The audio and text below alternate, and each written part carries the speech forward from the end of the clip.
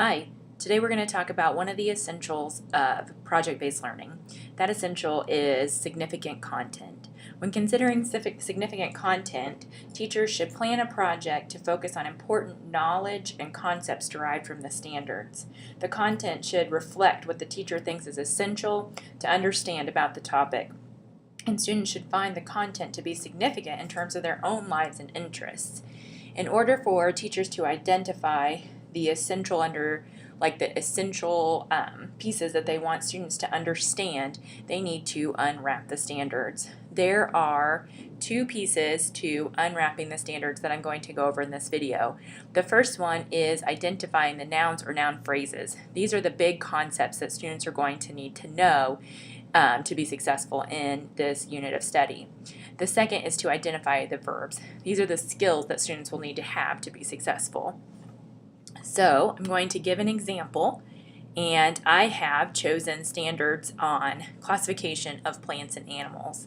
We have several standards here that students need to know. So as I'm looking at these standards, the first thing I'm going to want to do is identify the nouns, those things that are the content that students are going to need to know. So as I begin looking, I see structures, functions, and animals belonging to different vertebrate classes. These, I feel like, in that standard are the concepts students are going to have to know. A subset of structures are these examples here. We want to make sure that the students know these examples when relating to structures. In our second one, we have things like similarities, classification, then we have plants, animals,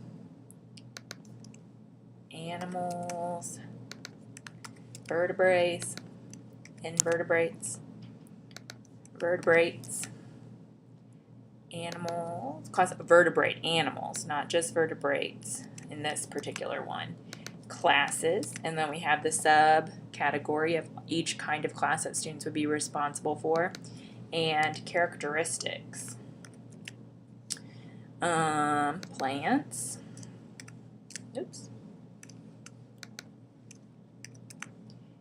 animals, and simple dichotomous keys.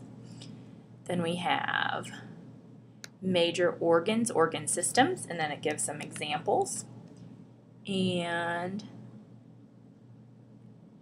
functions again, animals belonging to different vertebrate classes.